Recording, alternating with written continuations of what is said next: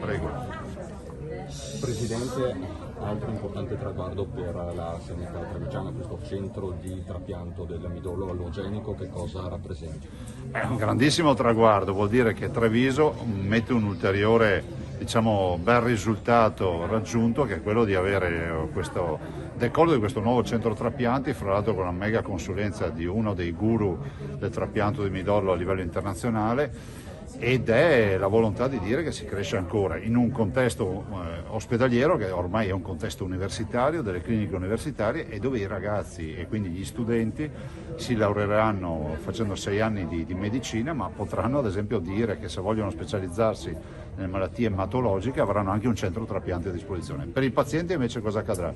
Accadrà che avremo più letti a disposizione in Veneto grazie a questo nuovo centro di Treviso, quindi una cinquantina di persone, di pazienti veneti di Treviso e di Belluno verranno direttamente trattati e saranno oggetto di trapianto qui da noi.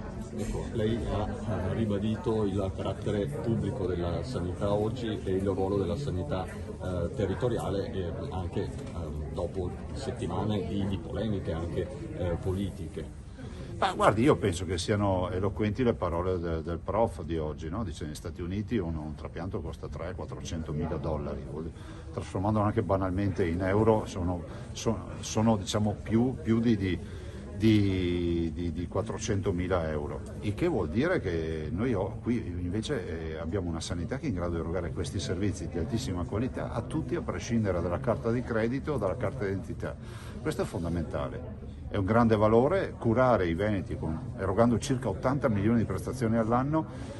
Abbiamo oggi un investimento di 9 miliardi e 6, grazie a questi grandi professionisti che abbiamo, che dovrebbero essere pagati di più, però le polemiche, voglio ricordare, che se si fanno bisogna farle a ragion veduta.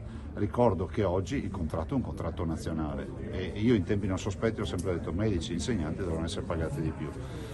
Noi siamo una regione, peraltro, l'avete visto una statistica, che paga, siamo sopra la media nazionale dello stipendio annuale e siamo prima di 15 o 16 regioni e ne abbiamo 4 o 5 che pagano di più di noi, ma più di noi vuol dire 2.000 euro, 2.500 euro. Voglio ricordare che però da noi in Veneto non si paga l'addizionale IRPEF, quindi su quegli stipendi anche che sono di 2.000 euro all'anno in più bisogna togliere 1.000-1.500 euro di IRPEF che da noi non si paga.